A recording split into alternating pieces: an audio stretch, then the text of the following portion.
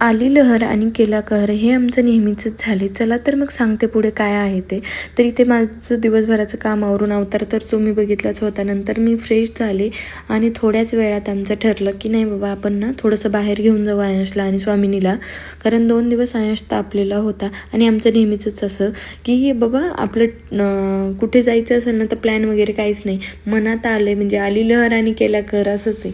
मनात आलं की आपल्याला जायचं आहे तर जायचं आहे, लगेचच आपण आवरायचं आणि निघायचं असं असतं आमचं. कारण साहेबांचं असं असतं की ठरवून करण्यापेक्षा ना असंच अचानक गेल्याच्या नंतर जी भारी फिलिंग असते ती येते अचानक गेल्यानंतर. आणि इथे आम्ही पोहोचलोत नारायणगडावर, कारण दुसरीकडे कुठे जाणार ना, कारण बाळाला तिथंच फ्रेश वाटेल. आणि इथे एकदम मन मोकळं झालं, फ्रेश वाटत होतं. कारण कोणाचा गाजावाजा नाही काय नाही, कारण 4-5 दिवसापूर्वीची ते जत्रा वगैरे होऊन गेलेली होती. आणि आम्ही नंतर गेलो, मला तर माहीत पण नव्हतं की जत्रा होऊन गेली आहे. तर पोहोचल्यानंतर म्हटलं आता शूट तर करायला पाहिजेच, कारण एवढं छान वातावरण होतं, खूप भारी. आणि माझ्या मोबाईलमध्ये म्हणजेच iPhone 17मधला हा पहिलाच व्लॉग आहे. एवढा काही शूट वगैरे भारी आम्ही घेत नाही, कारण आमच्याकडं बाळ आहेत. आपलं जसं रेग्युलर शूट आहे तसंच घेतो आहे, पण क्लिअरिटी आहे भरपूर. तुम्हाला कसा वाटला हा iPhone 17 तो नक्की कमेंट करून सांगा. तर आमचे व्लॉग पाहायला आवडतील ते पण सांगा, आणि याच्यामध्ये काय कमी जास्त करायला पाहिजे ते पण सांगा.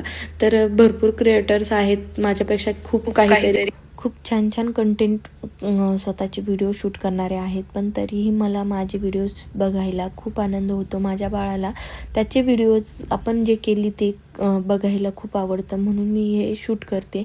आणि मेन म्हणजे साहेबांचा सपोर्ट आहे, म्हणजे नवऱ्याच्या सपोर्टशिवाय आपण हे करू शकत नाही, मला असं म्हणायचं आहे. आणि खरंच त्यांचा खूप जास्त सपोर्ट आहे, म्हणूनच आम्ही हे सगळं शूट करतो आणि आपल्या प्रयत्नांना पण यश येतं.